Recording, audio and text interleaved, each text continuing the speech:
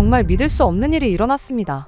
얼마 전 일본에서 한글에 대한 비밀 연구 자료가 발견되면서 많은 이들이 경악을 금치 못했다고 합니다. 충격적인 건 연구에 일본 정부가 가담했다는 사실이죠. 모든 것이 밝혀지자 결국 사람들은 분노했고 진실을 밝히라는 시위까지 일어났다고 합니다. 심지어 한저명한 교수는 용기를 내어 폭탄 발언을 했다고 하는데요.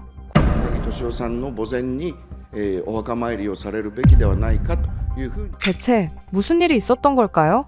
안녕하세요. 저는 미즈노 아카리입니다. NHK 역사 다큐멘터리 제작부 PD로 일하고 있죠. 저는 항상 제 직업에 만족해왔습니다. 우월한 일본의 아름다운 역사와 문화를 많은 이들에게 알릴 수 있으니까요. 우리의 역사와 문자는 세계에서 가장 아름답고 정교하거든요. 어렸을 때부터 항상 그렇게 믿으며 살아왔죠. 하지만 요즘 이런 저를 너무 짜증나게 하는 게 있어요. 바로 한국이죠. 한국은 항상 일본의 그림자에 가려진 나라였습니다. 그들의 문화는 중국과 일본 문화의 열등한 모방에 불과하다고 항상 생각했어요. 특히 그들의 문자인 한글은 단순하고 조잡해 보였죠. 일본의 아름다운 히라가나와 가타카나에 비하면 그들의 언어는 그림 그리다 만들어낸 낙서에 불과해 보였어요. 그런데 그런 언어를 배우는 젊은 층이 늘어나고 있다니 이게 바로 다 그 시끄러운 케이팝과 멜로만 주구장창 써대는 한국 드라마 때문이에요. 일본의 이런 아름다움을 보지 못하고 모두가 쓸데없는 데에 눈을 돌리고 있는 게 말이죠. 심지어 얼마 전에는 한국어로 대화하는 학생들을 보기까지 했어요. 처음에는 한국인인가 싶었는데 확실히 일본인이 맞더군요. 어떻게 그럴 수가 있죠? 차라리 영어나 중국어면 모르겠어요. 여러모로 쓰일 데가 많을 테니까요. 하지만 한글이요? 정말 시간 낭비이죠. 그런 모습을 볼 때마다 제 마음은 타들어가는 것만 같습니다. 일본의 문화들을 모방하기만 하는 그런 나라를 숭배하다니. 이건 세상이 미쳐 돌아가는 것과 다를 게 없다고 생각했죠. 물론 그 일을 막기 전까지는 말입니다. 아직도 그날의 기억이 생생합니다. 일본 디지털화 역사에 관한 다큐멘터리를 준비하기 위해 도서관에 들른 날이 말이죠. 저는 도쿄의 명문대학 기록보관소의 오래된 서가 사이를 걸으며 자료를 찾고 있었습니다. 도서관 특유의 정적 속에서 저는 집중해서 자료를 검토하고 있었습니다. 이시다 교수의 안내로 30년간 접근이 제한되었던 특별 보관실에 들어갔습니다. 먼지 냄새가 코를 찔렀어요. 대부분 컴퓨터 기술 발전과 일본어 디지털화에 관한 문서들이었습니다. 일본의 기술적 우수성을 확인하는 자료들이 가득했죠. 그때였습니다. 가장 구석진 서가 아래쪽에 놓인 낡은 나무 상자가 눈에 들어왔어요. 다른 상자들과는 달리 공식 분류 번호가 없었고 희미한 빨간색 도장이 찍혀 있었어요. 접근 제한, 문화청 직접 관할이라는 글자가 보였습니다. 문화청이라니. 순간 제 심장이 빨라졌어요. 제 외할아버지께서도 문화청 고위 관료로 오랫동안 일하셨거든요. 일본 전통 문화를 지키시며 한국과 같은 열등한 문화권에 대해 항상 경계하셨던 분이었습니다. 아시아에서 유일하게 독창적인 문화를 가진 나라는 일본뿐이다 라고 자주 말씀하셨죠. 저는 그 가르침을 마음 깊이 새기며 자랐습니다. 저는 조심스럽게 상자의 뚜껑을 열었어요.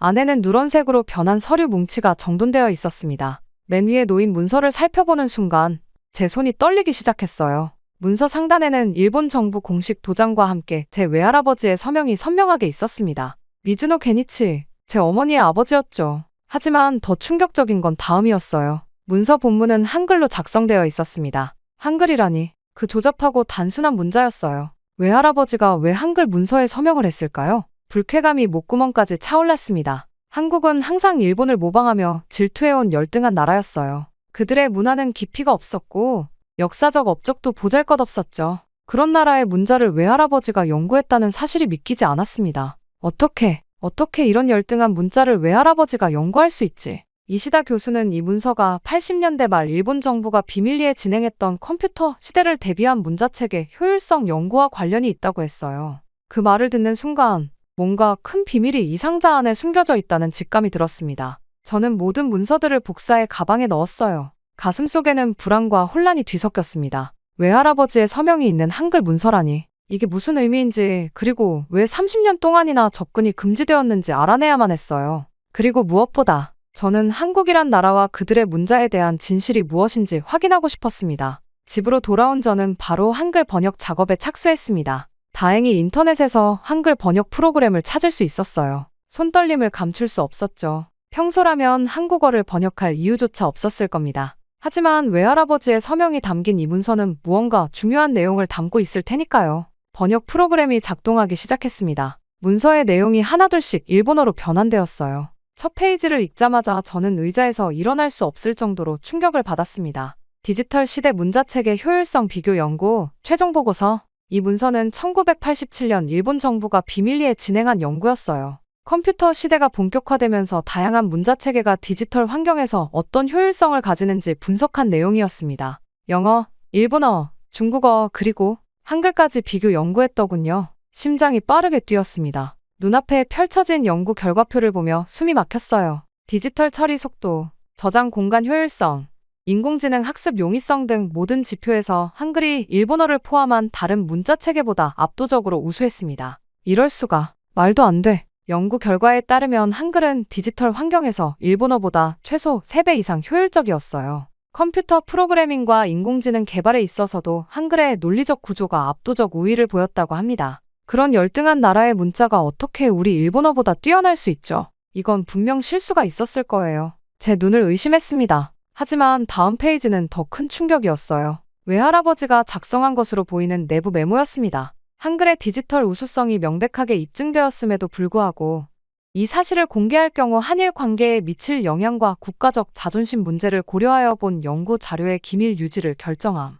모든 관련 자료는 폐기하고 연구에 참여한 인원들에게 평생 비밀 유지를 요구함. 믿을 수 없었습니다. 외할아버지께서 이런 결정을 내리셨다니요. 저는 지금까지 일본이 모든 면에서 아시아 최고라고 믿어왔어요. 특히 한국은 늘 일본의 그림자 속에 있는 나라로만 생각했죠. 그런데 이 문서는 그 모든 믿음을 뒤흔들었습니다. 눈물이 나왔어요. 분노인지 혼란인지 모를 감정이 복받쳐 올랐습니다. 문서 더미를 뒤적이다 보니 실제 테스트 보고서도 있었어요. 다양한 언어로 동일한 프로그래밍 작업을 수행한 시간을 비교한 차트였죠. 한글로 작성된 코드가 일본어로 작성된 것보다 처리 속도가 3.7배 빨랐다는 결과였습니다. 그리고 마지막 페이지에는 외할아버지의 개인적인 메모가 있었어요. 한글의 우수성은 부정할 수 없는 사실이다. 세종대왕의 창제 원리가 500년 전에 이미 현대 디지털 시대에 적합한 구조를 갖추었다는 점은 경이롭다. 그러나 일본의 현 상황에서 이 사실을 인정하는 것은 불가능하다. 국가적 자존심과 경쟁 관계에 있는 한국에 대한 우월성을 유지해야 한다. 저는 그 자리에 그대로 주저앉았습니다. 방금 읽은 내용이 진실이라면 제가 지금까지 믿어온 모든 것이 거짓이었다는 뜻이겠죠. 일본 정부가 한글의 우수성을 알고도 30년 넘게 숨겨왔다니요. 그것도 국가적 자존심과 한국에 대한 경쟁심 때문에 머리가 복잡했습니다. 이 사실을 어떻게 받아들여야 할지 혼란스러웠어요. 하지만 한 가지는 분명했죠. 이 문서들이 담고 있는 진실은 저 혼자만의 것이 아니었습니다. 30년 전 이 프로젝트에 참여했던 사람들이 아직 살아있을 거예요. 그들을 찾아가 진실을 확인해야 했습니다. 진실을 확인하기 위해 제가 가장 먼저 찾아간 곳은 어머니의 집이었습니다. 어머니는 외할아버지에 대해 가장 많이 알고 계실 테니까요. 게다가 이런 충격적인 사실을 혼자 감당하기에는 너무 무거웠어요. 어머니의 집은 도쿄 교외의 조용한 주택가에 있었습니다. 항상 깔끔하게 정돈된 일본식 정원이 눈에 들어왔어요. 문을 두드리자 어머니가 반갑게 맞아주셨죠. 어머니는 제 갑작스러운 방문에 놀라는 표정을 지으셨습니다. 저는 가방에서 문서 복사본을 꺼냈어요.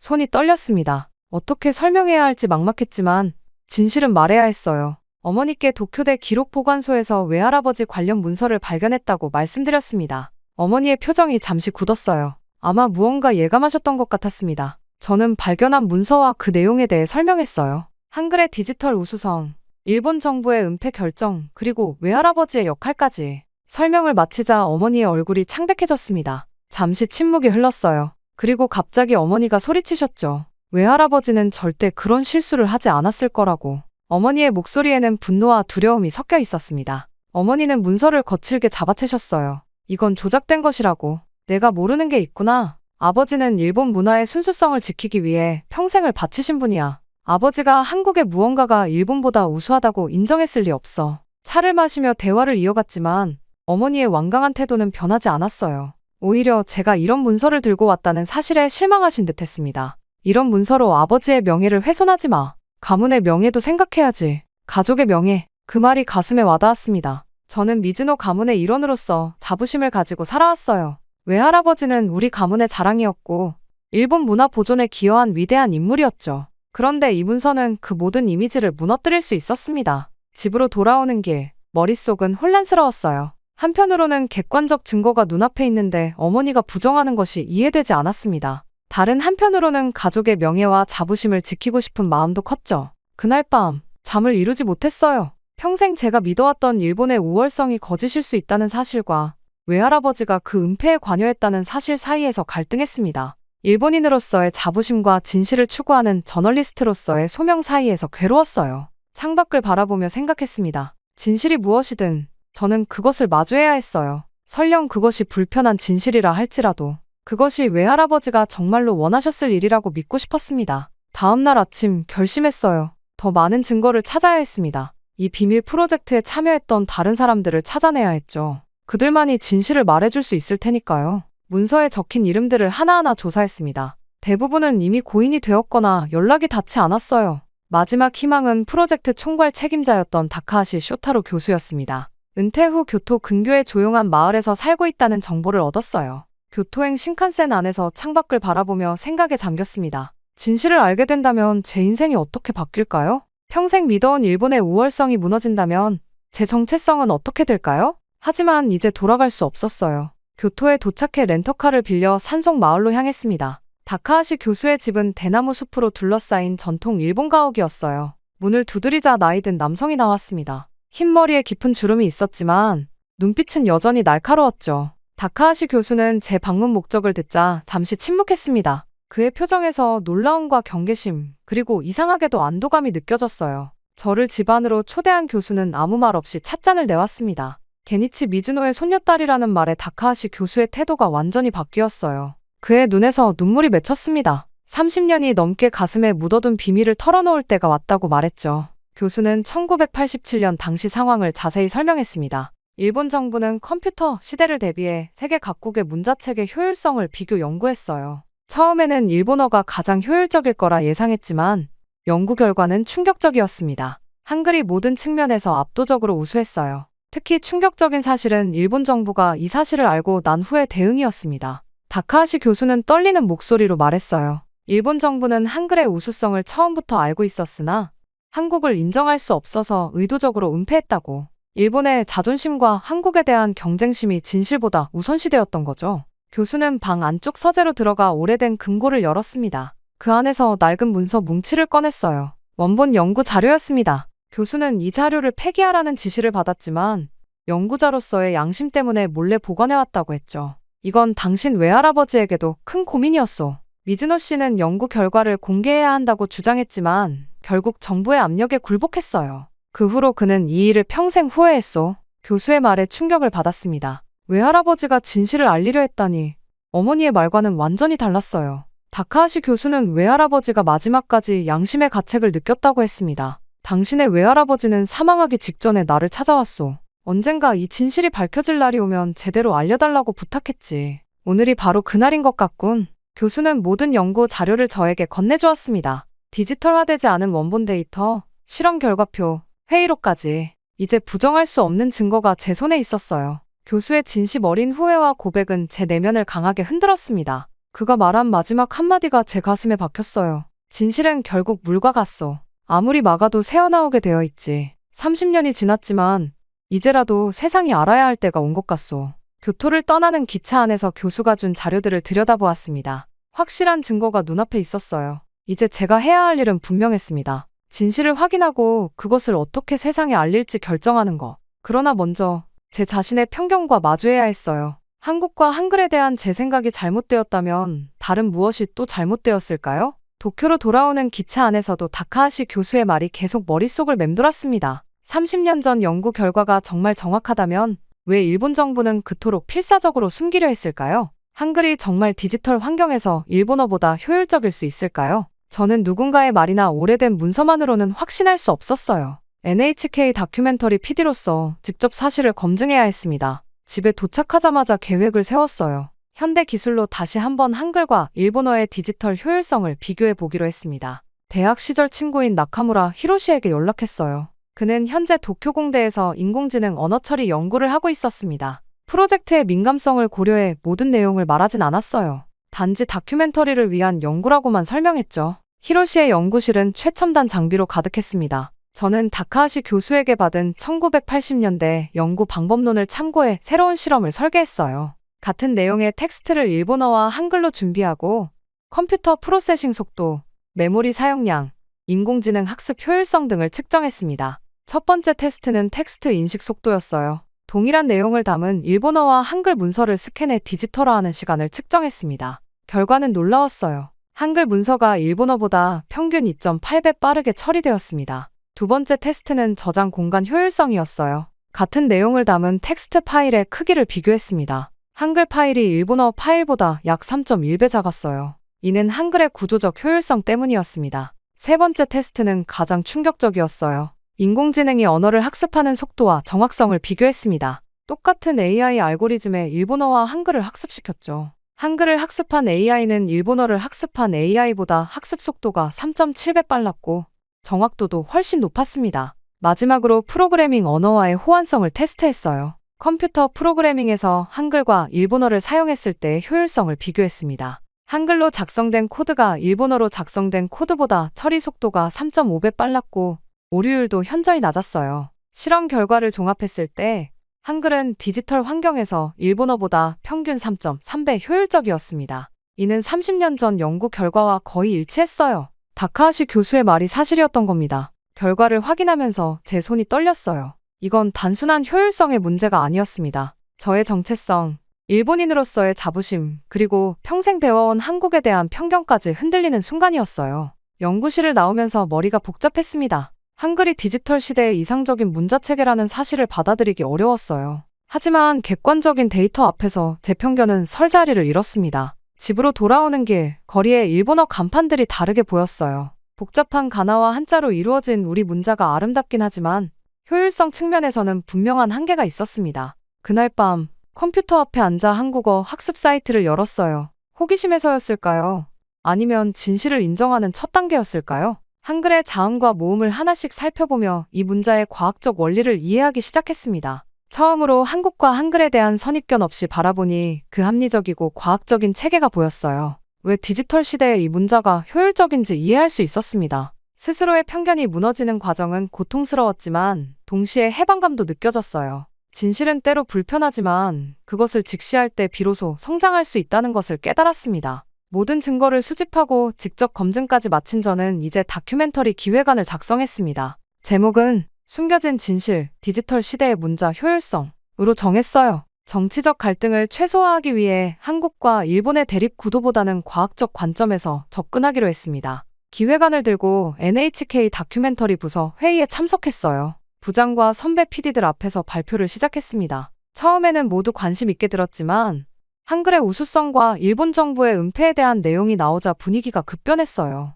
다나카 부장의 얼굴이 굳어졌습니다. 마지막 슬라이드를 넘기자 회의실은 침묵에 빠졌어요. 잠시 후 부장이 말했습니다. 이런 민감한 내용은 방송하기 어렵다고. 특히 정부 비판으로 해석될 수 있는 부분은 NHK의 입장에서 위험하다는 이유였어요. 다른 선배 PD들도 비슷한 의견이었습니다. 방송 규정상 정치적 중립성을 지켜야 하고 한일 관계가 예민한 시기에 이런 다큐멘터리는 외교적 문제를 일으킬 수 있다는 우려였어요. 심지어 일부는 자료의 신뢰성까지 의심했습니다. 저는 모든 증거와 검증 결과를 제시했지만 회의 결론은 보류였어요. 사실상 거절이었습니다. 사무실로 돌아와 쓰레기통에 기획안을 던졌어요. 분노와 좌절감이 밀려왔습니다. 다음 날 다나카 부장이 저를 따로 불렀어요. 그는 조용한 목소리로 말했습니다. 내용이 사실이라 해도 지금 일본 사회는 받아들일 준비가 되어 있지 않다고. 그리고 놀랍게도 제 외할아버지와 함께 일했던 경험을 언급했어요. 미즈노 게니치도 비슷한 고민을 했었다며 때로는 진실을 위해 전략적으로 행동해야 한다고 조언했습니다.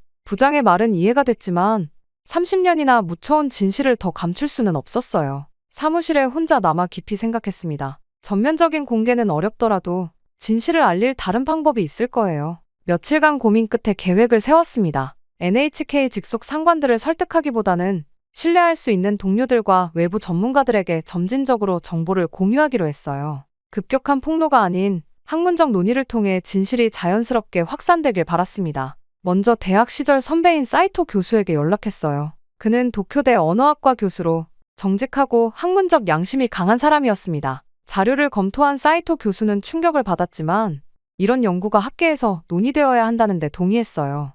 다음으로 NHK 내에서 신뢰할 수 있는 동료 PD 3명에게 비공식적으로 자료를 보여주었습니다. 모두 처음에는 의심했지만 증거를 검토한 후에는 이 이야기가 언젠가는 다루어져야 한다는 데 동의했어요. 또한 독립 미디어 플랫폼에서 일하는 친구 요시다에게도 자료를 전달했습니다. 그녀는 한일 관계에 관심이 많은 저널리스트였어요. 요시다는 자료를 바탕으로 심층 기사를 준비하겠다고 약속했습니다. 이렇게 신중하게 정보를 공유하며 진실이 점진적으로 퍼져나가길 기다렸어요. 급격한 공개보다는 사회가 받아들일 수 있는 속도로 진실이 알려지기를 원했습니다. 때로는 폭풍처럼 갑자기 밀려오는 진실보다 서서히 스며드는 물방울이 단단한 바위도 뚫을 수 있다고 믿었어요. 방송국의 반대와 압력에 직면했지만 저는 진실을 묻어서는 안 된다는 소신을 지켰습니다. 그것이 외할아버지가 진정으로 원했던 바라고 믿었고 언젠가 일본 사회가 이 진실을 받아들일 준비가 되었을 때 공식적인 다큐멘터리로 제작할 기회가 올 거라고 기대했어요.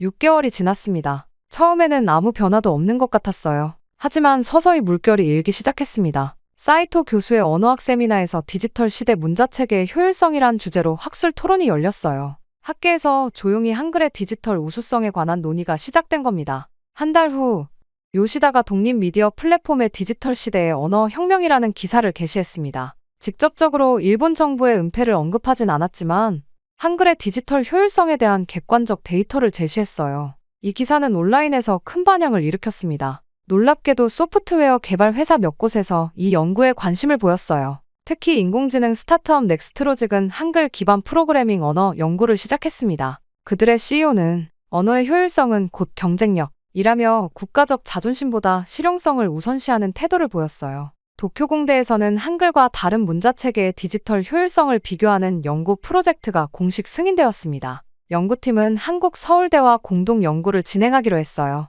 학문적 호기심이 국가 간 경계를 넘어서기 시작한 겁니다. 저도 이런 변화에 조금씩 기여하고 있었어요. NHK에서 정식 다큐멘터리는 불가능했지만 디지털 시대의 언어와 문화 시리즈의 일부로 한글의 특성을 간략히 소개하는 5분짜리 세그먼트를 제작했습니다. 직접적인 비교는 피했지만 시청자들이 스스로 생각할 기회를 제공했어요. 그러던 어느 날 어머니에게서 전화가 왔습니다. 만나자고 하셨어요. 지난 대화 이후 서로 연락을 끊고 지냈기에 긴장되었습니다. 약속 장소인 교회 찻집에 도착하자 어머니가 이미 와 계셨어요. 얼굴에는 피곤함이 가득했습니다. 어머니는 서류 한 뭉치를 내밀었어요. 외할아버지의 일기장이었습니다. 어머니는 저희 논쟁 이후 궁금증에 집 다락방을 뒤졌고 외할아버지가 남긴 일기를 발견했다고 했어요. 거기엔 한글 연구 프로젝트와 그 결과를 은폐해야 했던 갈등이 상세히 기록되어 있었습니다. 외할아버지는 일기에서 한글의 과학적 우수성을 인정하면서도 국가적 지시에 따를 수밖에 없었던 자신의 괴로움을 토로하셨어요.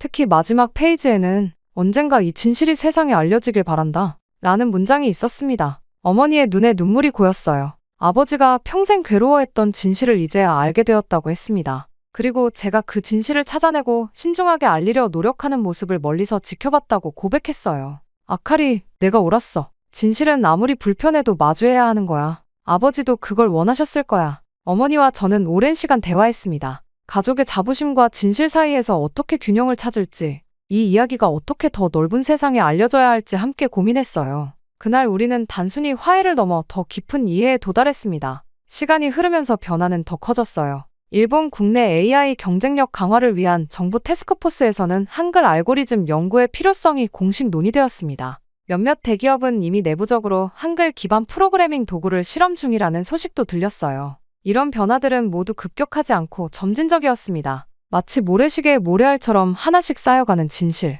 저는 이것이 가장 건강한 방식이라고 믿었어요. 사회가 스스로 준비될 때까지 기다리는 지혜가 필요했습니다. 첫 변화의 신호는 1년 후에 나타났습니다. 일본 교육부가 발표한 미래 디지털 교육 혁신안에는 놀라운 내용이 포함되어 있었어요. 특별 연구 학교들에서 디지털 시대 언어체계의 이해라는 실험적 커리큘럼을 도입한다는 내용이었습니다. 그 중에는 한글 교육 프로그램도 포함되어 있었어요. 처음에는 소규모로 시작했습니다. 도쿄, 오사카, 후쿠오카의 10개 학교에서 선택적 프로그램으로 운영되었어요. 프로그램의 공식 목적은 디지털 시대 다양한 문자 체계의 과학적 이해였습니다. 직접적으로 한글의 우수성을 언급하지는 않았지만 객관적인 데이터를 학생들에게 제시했어요. 이 프로그램은 예상보다 큰 관심을 받았습니다. 특히 컴퓨터 과학과 프로그래밍에 관심 있는 학생들 사이에서 인기가 높았어요. 학생들은 선입견 없이 데이터를 받아들이고 효율성의 관점에서 한글의 구조에 매료되었습니다. 기업 세계에서도 변화가 일어나고 있었어요.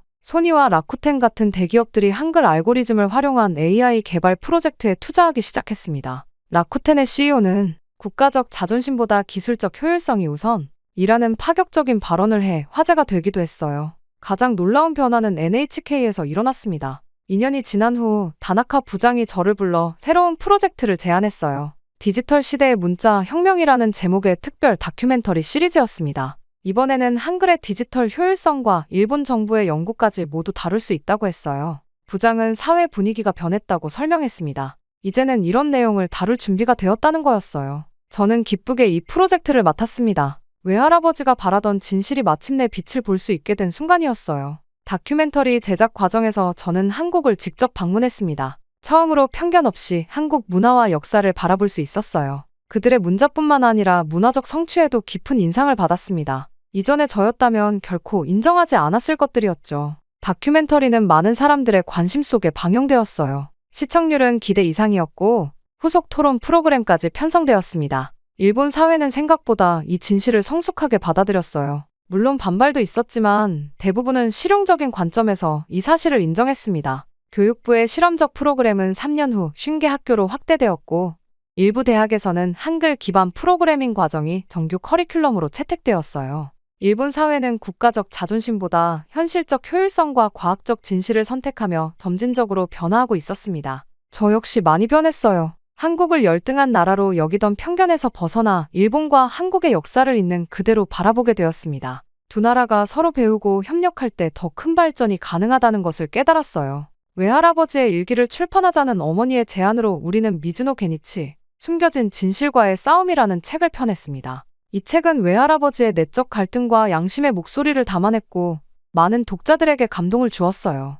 NHK 특별 다큐멘터리의 마지막 장면, 제가 카메라를 바라보며 말합니다. 저는 한국을 오랫동안 무시해왔습니다. 하지만 진실은 결국 우리를 변화시키고 좋은 것은 강요하지 않아도 선택받습니다. 역사를 바꾸는 힘은 결국 진실 그 자체입니다. 카메라가 멀어지고 도쿄 밤하늘에 빛나는 별들이 화면을 채웁니다. 세상은 변하고 있었어요. 그리고 그 변화는 작은 진실의 씨앗에서 시작되었습니다. 충격적인 일이 일어났습니다. 전 세계 예술가들의 고장인 파리, 그곳의 기차역에서 한 소녀가 갑자기 악보도 보지 않고 바이올린 연주를 하기 시작합니다.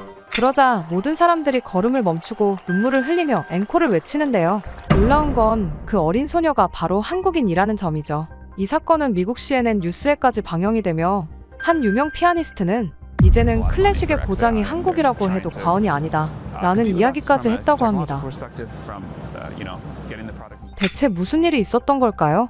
안녕하세요. 저는 클라우스 폰 슈미트입니다. 파리 유명 음악대학교인 국립고등음악원에서 피아노를 가르치는 교수죠. 저는 유럽의 많은 유명 제자들을 육성하고 클래식을 알리는 것만큼 저에게 큰 기쁨은 없었습니다. 클라우스, 기억해라. 진정한 클래식은 유럽에서만 존재한다. 3대 음악가 집안인 만큼 저희 부모님 또한 제게 유럽 문화의 우월성을 강조했습니다. 그렇게 저도 모르게 그런 생각들을 내면화했죠. 때문에 최고의 음악은 클래식이라고 평생을 자부해왔고 다른 음악들은 거들떠도 보지 않았죠. 그런데 이런 저를 요즘 괴롭히는 일이 있습니다. 바로 한국이죠. 특히 얼마 전 뉴스에서 우연히 본 K-팝 공연 영상은 저를 불쾌하게 만들었어요. 화려한 춤과 현란한 영상미, 귀에 감기는 멜로디에 사람들이 열광하는 모습이 이해되지 않았습니다. 게다가 요즘은 길거리만 지나면 자꾸 귀를 찢어질 듯 때리는 한국의 싸구려 음악들이 자꾸 들려와요. 이곳은 유럽이잖아요? 대체 왜 저렇게 고상하지도 않고 듣기만 해도 스트레스를 받는 저런 노래가 왜 판을 치는 거냐고요? 더욱 화가 나는 것은 클래식의 입지가 점점 줄어들고 있다는 점입니다. 특히 얼마 전 제 단골 바에서 있었던 일은 정말 충격적이었어요. 고음질의 클래식을 벗삼아 와인 한 잔을 마시면 마치 과거로 돌아간 듯한 느낌이 드는 곳이라 10년 넘게 다녔던 곳이었죠. 그런데 갑자기 그 집이 문을 닫는다고 하지 않겠어요? 제 유일한 마음의 안식처였던 곳이 말입니다. 이유를 물으니 맞은편 바에서 K-팝을 트는데 사람들이 모조리 그곳으로 몰려 더 이상 운영을 할 수가 없다고 하더군요. 순간 분노가 치밀어 올랐습니다. 미개한 한국의 노래에 열광하는 사람들을 도저히 이해할 수가 없더군요. 언제부터 파리지앵들의 수준이 이렇게 낮았는지 자국민들한테까지 실망감이 들더군요. 결국 저는 그렇게 저희 단골집마저 잃고 말았습니다. 그 이후로 K-팝이나 그런 공장에서 찍어낸 듯한 아이돌 노래를 권하는 사람들과는 말도 섞지 않았어요. 모두가 미쳤다고 생각했거든요. 물론 그 아이를 보기 전까지는 말입니다. 그날은 특별한 날이었습니다. 제 제자 로베르토 카발리가 세계 투어를 마치고 파리로 돌아오는 날이었으니까요. 로베르토는 뉴욕, 런던, 베를린, 도쿄 등 세계 각지를 돌며 공연했습니다. 저는 그가 아시아 투어를 한다고 했을 때 살짝 눈살을 찌푸렸던 기억이 났습니다. 왜 굳이 그곳까지 가야 하느냐고 생각했죠. 젊은이답게 열린 마음을 가지고 있었던 로베르토는 음악에는 국경이 없다고 말했었습니다. 저는 그때는 회상하며 플랫폼으로 향했습니다. 플랫폼에는 이미 많은 사람들이 모여 있었습니다. 아마도 로베르토의 팬들인 듯했어요. 저는 흐뭇한 미소를 지었습니다. 제 제자가 이렇게 인기를 끌다니 자랑스러웠죠. 그리고 마침내 로베르토가 검은색 코트 자락을 휘날리며 플랫폼에서 내렸습니다. 저는 그를 향해 한 걸음 다가갔죠. 그 순간 예상치 못한 일이 벌어졌습니다. 주변에서 누군가 로베르토 카발리를 알아보고 외치자 순식간에 사람들이 모여들기 시작했어요. 로베르토의 얼굴은 살짝 당황한 기색이었지만 곧 프로다운 미소를 띄었습니다. 팬들이 사인을 요청하고 사진을 찍자고 했죠. 제 제자는 모든 요청에 친절하게 응했습니다.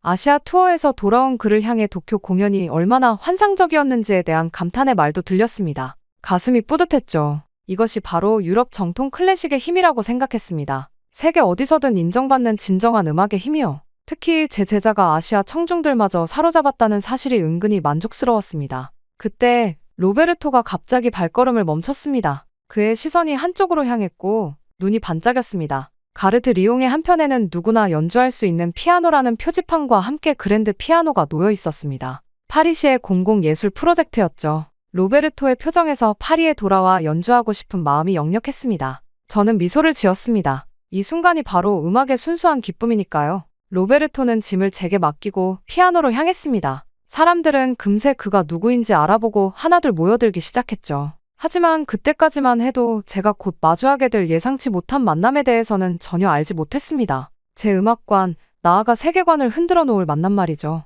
그때였습니다. 군중 사이에서 작은 움직임이 보였습니다. 사람들이 슬며시 귀를 내주고 있었죠. 저는 호기심의 시선을 그쪽으로 돌렸습니다. 그리고 놀랐습니다. 10살 정도로 보이는 동양 소녀가 바이올린 케이스를 들고 조심스럽게 앞으로 나오고 있었거든요. 소녀는 로베르토에게 다가가 자신이 한국에서 왔다고 소개했습니다. 그리고 바이올린을 가리키며 이 곡을 조금 알고 있으니 함께 연주하고 싶다는 의사를 표현했습니다. 제 가슴속에서 불편한 감정이 피어올랐습니다. 유럽 클래식의 영역에 감히 한국 소녀가. 이건 말도 안 되는 일이었습니다. 로베르토의 반응은 제 예상과 달랐습니다. 그는 환한 미소를 지으며 고개를 끄덕였고 피아노에서 조금 물러나 소녀에게 자리를 내주었습니다. 소녀의 얼굴에 기쁨이 번졌습니다. 그녀는 서둘러 바이올린 케이스를 열고 악기를 꺼냈죠. 저는 그 광경을 지켜보며 불쾌감이 치밀어 올랐습니다. 세계적인 피아니스트와 함께 연주한다고. 파리 한복판에서? 이런 철없는 용기가 어디서 나오는 걸까요? 아마도 부모님이 소녀를 과대평가하는 모양이라고 생각했습니다.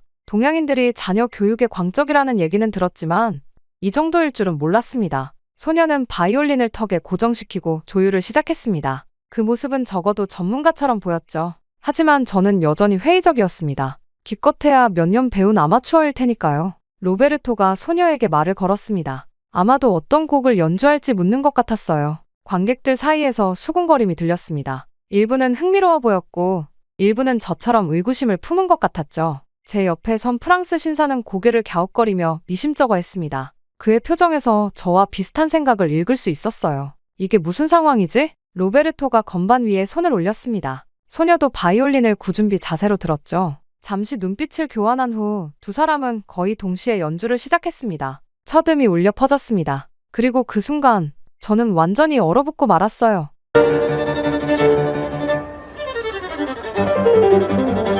소녀의 연주 기술은 놀라웠습니다. 단순히 잘 안다는 수준이 아니었어요. 그녀는 음악을 완전히 이해하고 있었고 감정을 실어 표현할 줄 알았습니다. 로베르토도 놀란 표정이었지만 곧 프로다운 집중력으로 소녀의 연주에 맞추어 나갔죠. 소녀의 바이올린에서 흘러나오는 선율은 점점 더 강렬해졌습니다. 그녀는 눈을 감고 음악에 완전히 몰입한 상태였죠. 로베르토와 소녀 사이에는 말로 설명할 수 없는 음악적 교감이 형성되고 있었습니다. 마치 오랫동안 함께 연주해온 듀오처럼요. 연주가 흐르는 가운데 저는 점점 더 혼란스러워졌습니다. 처음에는 소녀가 곧 실수를 할 것이라 예상했습니다. 기교적으로 어려운 부분에서 멈칫하거나 표현력이 부족할 것이라 생각했죠. 하지만 그런 일은 일어나지 않았어요. 오히려 소녀의 연주는 점점 더 깊어졌습니다. 바이올린의 음색은 때로는 속삭이듯 부드럽게, 때로는 열정적으로 타올랐어요. 그녀의 작은 몸에서 어떻게 이런 풍부한 표현이 나올 수 있는지 의아했습니다. 로베르토도 놀란 듯했지만 곧 전문가답게 소녀의 연주에 완벽하게 호흡을 맞추었죠.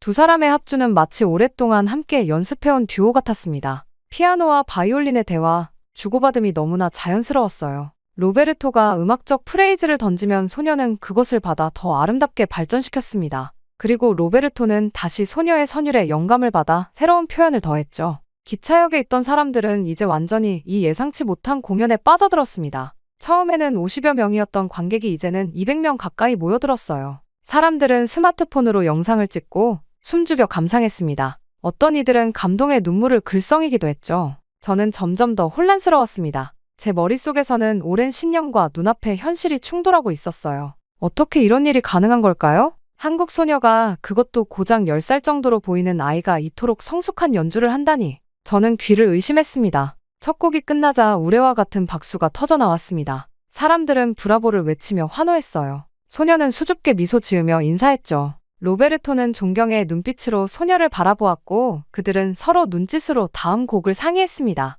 놀랍게도 그들은 더욱 깊은 정신성을 요구하는 클래식 명곡을 연주하기 시작했습니다. 제가 학생들에게 이 곡을 가르칠 때는 항상 강조했습니다. 이 곡은 단순히 연주하는 것이 아니라 영혼을 담아야 한다. 고요. 소녀의 바이올린에서 흘러나오는 음악은 놀라웠습니다. 그녀는 단순히 음표를 읽고 연주하는 것이 아니라 음악의 본질을 이해하고 있었어요. 매 프레이즈마다 깊은 호흡과 함께 바이올린이 마치 노래하는 것 같았습니다. 로베르토의 피아노는 소녀의 연주를 완벽하게 받쳐주었죠. 그 순간 제 안에서 무언가가 흔들렸습니다. 설마 한국에도 이런 재능이? 이런 의문이 머릿속을 스쳤습니다. 그동안 저는 진정한 클래식 음악은 유럽의 전유물이라고 굳게 믿어왔습니다. 아시아 음악가들은 단지 기교만 뛰어날 뿐 진정한 음악적 깊이는 없다고 생각했죠. 마지막 음이 공중에 울려 퍼지고 순간 기차역 전체가 정적에 휩싸였습니다. 그리고 곧이어 폭발적인 박수와 환호성이 터져 나왔어요. 사람들은 자리에서 일어나 기립박수를 쳤습니다. 누군가 앵콜을 외치기 시작했고 곧 수백 명의 목소리가 합쳐져 앵콜을 요청했죠. 소녀는 수줍게 웃으며 로베르토를 바라보았습니다. 로베르토는 환한 미소로 고개를 끄덕였고 두 사람은 다시 한 번 연주를 시작했어요. 이번에는 더욱 서정적인 곡이었습니다. 바이올린의 선율이 기차역 천장까지 올라가 맴도는 듯했죠. 저는 복잡한 감정에 휩싸였습니다. 한편으로는 제 제자 로베르토가 이렇게 대중의 사랑을 받는 모습이 자랑스러웠어요. 그의 성공은 곧 제 가르침의 성공이기도 했으니까요. 하지만 다른 한편으로는 한국 소녀의 놀라운 재능 앞에서 불편함과 혼란을 느꼈습니다. 평생을 유럽 클래식 음악의 우월함을 믿으며 살아왔는데 그 신념이 흔들리는 경험은 결코 편안하지 않았어요. 게다가 그 소녀는 한국에서 왔다고 했습니다. 아시아 국가 중 하나일 뿐이라고 생각했던 나라에서 이런 천재적인 음악성을 지닌 아이가 나올 수 있다는 사실이 저를 혼란스럽게 했죠. 앵콜 연주가 끝나고 다시 한번 우레와 같은 박수가 쏟아졌습니다. 사람들은 소녀에게 다가가 축하 인사를 건넸고 일부는 사인을 요청하기도 했어요. 로베르토도 많은 주목을 받았지만 오늘의 진정한 주인공은 소녀였습니다. 제 제자는 자신보다 소녀에게 스포트라이트가 쏟아지는 상황에서도 전혀 불편한 기색이 없었어요. 오히려 그는 소녀를 진심으로 존중하고 그녀의 재능에 감탄하는 모습이었습니다. 그 모습을 보며 저는 다시 한 번 생각에 잠겼죠. 로베르토는 유럽에서 태어나고 자랐지만 음악에 있어서는 제가 가진 편견에서 자유로워 보였습니다. 혼잡한 상황이 조금 정리되자 소녀의 부모로 보이는 동양인 부부가 다가왔습니다. 그들은 로베르토와 저에게 공손하게 인사하며 감사 인사를 전했어요. 로베르토는 소녀의 재능을 높이 평가하며 칭찬했고 소녀는 쑥스러운 듯 미소 지었습니다. 소녀의 이름은 이수환이라고 했습니다. 그들은 파리 여행 중이었고 우연히 기차역에서 로베르토의 연주를 듣게 되었다고 했죠. 기차역을 나와 택시를 타고 집으로 돌아가는 길, 저는 침묵에 잠겼습니다. 로베르토는 이수환의 연주에 대해 열정적으로 이야기했지만 저는 적당히 고개만 끄덕였어요. 머릿속은 온통 혼란스러웠습니다. 집에 도착해서 로베르토를 배웅한 후 저는 소파에 깊이 몸을 묻었습니다. 오늘의 경험이 머릿속을 떠나지 않았어요. 이수환의 바이올린 선율이 귓가에 맴돌았죠. 어떻게 그런 어린 소녀가, 그것도 한국에서 온 아이가 그토록 깊은 음악성을 가질 수 있는지 이해할 수 없었습니다. 밤이 깊어가고 저도 모르게 노트북을 켜고 한국 클래식 음악을 검색했습니다. 그리고 놀라운 사실들을 발견했죠. 한국 출신의 세계적인 피아니스트, 바이올리니스트, 첼리스트들이 생각보다 많았습니다. 국제 콩쿠르에서 우승한 사례들, 유명 오케스트라와 협연한 기록들, 세계 유수의 음악학교에서 가르치는 교수들까지 한국의 클래식 음악 교육 시스템에 대한 기사도 읽었습니다. 어린 시절부터 엄격한 훈련을 받고 재능 있는 아이들을 조기에 발굴해 집중 교육한다는 내용이었죠. 머릿속에 이수환의 모습이 떠올랐습니다. 아마도 그녀도 이런 시스템 속에서 자란 것이겠죠. 밤늦게까지 자료를 찾아보다 문득 정신을 차렸습니다. 제 모니터 화면은 한국 음악가들의 정보로 가득 차 있었어요. 결국 저는 그날 밤을 샐 수밖에 없었죠. 그 만남 이후 몇 주가 지났습니다. 저는 다시 일상으로 돌아와 파리 국립고등음악원에서 학생들을 가르치고 있었습니다. 이수환과의 만남은 점차 희미해지는 듯했지만 가끔씩 그녀의 연주가 문득 떠오르곤 했죠. 그럴 때면 저는 고개를 저으며 생각을 떨쳐냈습니다. 한 번의 만남으로 평생의 신념이 흔들릴 수는 없다고 스스로를 다독였어요. 어느 화창한 오후 사무실로 돌아오자 비서가 우편물을 건네주었습니다. 그중 고급스러운 봉투 하나가 눈에 띄었죠. 봉투를 열어보니 독일 미넨의 이자르 피라모니콜에서 보낸 초청장이었습니다. 존경하는 클라우스 폰 슈미트 교수님께 저희 이자르 피라모니콜에서 개최되는 특별 공연의 교수님을 초청하게 되어 영광입니다. 초청장에는 공연 날짜와 함께 프로그램이 상세히 적혀 있었습니다. 연주의 기획자는 개인적인 메모도 남겼더군요. 저의 음악적 해안과 지식을 높이 평가하며 이번 공연에 특별 VIP석을 마련했다는 내용이었습니다. 호기심에 프로그램을 자세히 살펴보았습니다. 그리고 메인 피아니스트의 이름에서 잠시 시선이 멈췄습니다. 임윤찬이라는 낯선 이름이었어요. 아시아계 이름처럼 보였지만 확실하지는 않았습니다. 프로그램에는 베토벤 피아노 협주곡 5번 황제와 라흐마니노프 피아노 협주곡 3번 등 기교적으로 가장 어려운 레퍼토리들이 포함되어 있었습니다. 메인 피아니스트는 분명 상당한 실력자일 텐데 제가 들어본 적 없는 이름이라 의아했죠. 초청장 내용을 다시 읽어보니 임윤찬은 최근 국제 콩쿠르를 휩쓸고 있는 신성이라고 소개되어 있었습니다. 저는 어깨를 으쓱했습니다. 누군지 모르겠지만 대단한가 보군. 하지만 그다지 큰 관심은 없었습니다. 요즘은 콩쿠르 우승자들이 넘쳐나니까요. 그럼에도 독일 미넨으로의 여행은 매력적이었습니다. 이자르 피라모니콜은 유럽에서도 손꼽히는 명성 높은 공연장이었고 미넨은 음악적 전통이 깊은 도시였습니다. 또한 오랜 독일 친구들을 만날 기회이기도 했죠. 그렇게 몇 주 뒤 공연 당일 저는 정장을 차려입고 일찍 공연장에 도착했습니다. 로비는 이미 관객들로 북적였어요. 놀랍게도 많은 사람들이 임윤찬에 대해 열띤 대화를 나누고 있었습니다. 그의 쇼팽은 정말 혁명적이야. 베토벤 소나타를 그렇게 연주하는 사람은 본 적이 없어. 같은 말들이 들려왔죠. 저는 VIP석으로 안내되었습니다. 자리에 앉아 프로그램 북을 다시 한번 살펴보았어요. 임윤찬의 사진 옆에는 세계가 주목하는 새로운 피아노의 거장이라는 문구가 쓰여 있었습니다. 과장이 심하다고 생각했지만 곧 제 생각이 얼마나 잘못되었는지 깨닫게 될 줄은 몰랐습니다. 공연장이 완전히 채워지고 불이 어두워졌습니다. 무대에 한 젊은 아시아인이 등장하자 관객들의 열렬한 환호성이 터져나왔어요. 임윤찬이었습니다. 그는 겸손하게 고개를 숙여 인사한 후 피아노 앞에 앉았습니다. 첫 곡의 첫 음이 울려 퍼지는 순간 저는 충격을 받았습니다.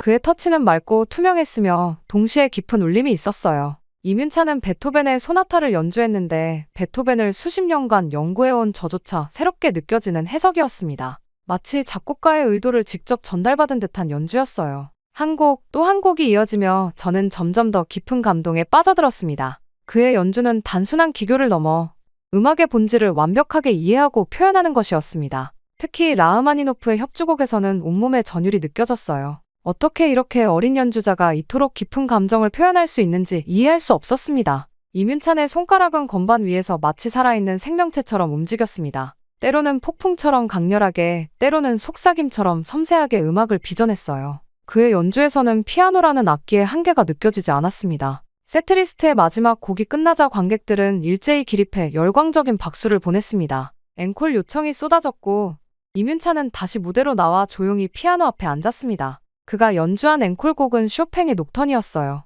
그 순간 저는 무언가 따뜻한 것이 뺨을 타고 흐르는 것을 느꼈습니다. 눈물이었습니다. 저도 모르게 흘러나온 감동의 눈물이었어요. 어떻게 이렇게 어린 나이에 이런 경지에 도달할 수 있단 말인가. 그것도 한국이라는 제가 클래식 음악의 변방이라 생각했던 나라에서 온 연주자가?